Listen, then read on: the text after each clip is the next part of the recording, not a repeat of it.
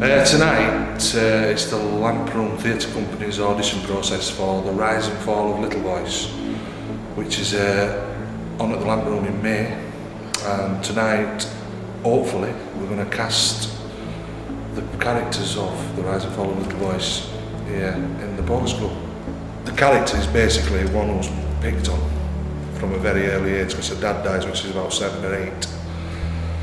And her mother is a raging alcoholic, goes out every night trying to pick up men. As long as, and basically her story is sad as well, because she's just trying to find affection. Because I think, and as the story goes along, until I won't spoil it for you, but as you get to the end, you start to feel sorry for the mother, because she obviously just wants to be loved as well. There's altogether 7 characters, consisting of Little Voice herself, a mother who's basically a bit of a, you know, how can I put it in a Barnsley term, bit of a, you know, slapper basically.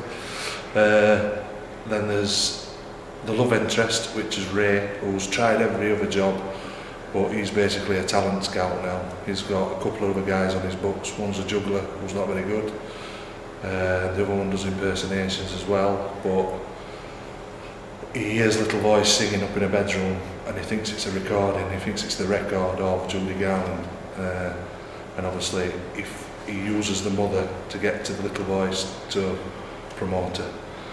What it actually, Jim Broadbent, who wrote the script, who actually was in the film, he played the comic type role, he actually in his notes at the beginning of the play actually says Little Voice, any impressions it do, you know what I mean, it's just the record. It's the very fine line when he's put the character. His character is so adaptable in different ways, and I think the girl who did it in London, Amy Vickers, she did Patsy Cline impersonate, because she could do Patsy Cline, and he actually says that in the script. You know, they're really good at and sound like a singer. Put that singer in, you know what I mean, which is good. Unless we get somebody who sounds like Amy Winehouse, it's not going to work. So it's an open audition, they've been advertised. Hopefully people who kind of just get that little, I want it to be different, I don't want it to be copying the film. I want it to be slightly different, I want them to put their own kind of, you know, personality into it. So I'll be looking for that. It's just difficult on an audition because you've not really had time to get into the part, and you've not had time to sort of bounce off each other and develop the character, which you know it will be hopefully 100 times better when you get to production. So and you think you've prepared enough, but then the director asks you to do something different and you're not quite sure what it is, so you've got to sort of take that on board and then play it as he wants it, and it's quite hard. When you come to an audition, you never expect to get a part. You come and do what you think will be the best audition you can give, and if they think you're good enough, then fine.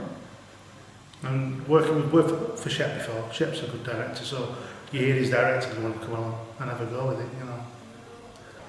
Well, we were just discussing this. We were just saying that Mary doesn't look old enough. Oh, how nice.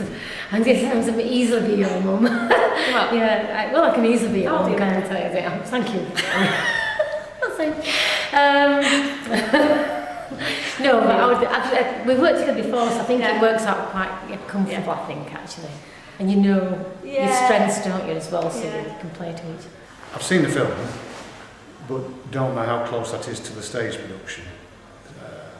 Whether the script is exactly the same, or I really don't know. And I've not seen the film, so I've just brought you what I think a Northern comic, the part, the cast is. What a Northern comic sounds like.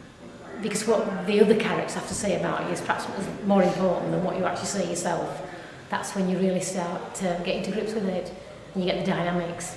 And that's, for me, the actual rehearsals are the most enjoyable part. If I'm being honest, it sounds a bit naff, but I enjoy the production, but it's actually the work getting there. I suppose it's like the process of finding out who it is. And, you know. Yeah. And then knowing that you've found something that you can work with, I suppose. I think we've got a really good cast. I'm really happy the people have turned up. Really looking forward to it. Can't wait to get started, to be honest. just got a couple of parts to sort, which, to be fair, is a lot better than I thought with the position-wise with being after tonight. So, yeah, really looking forward to it.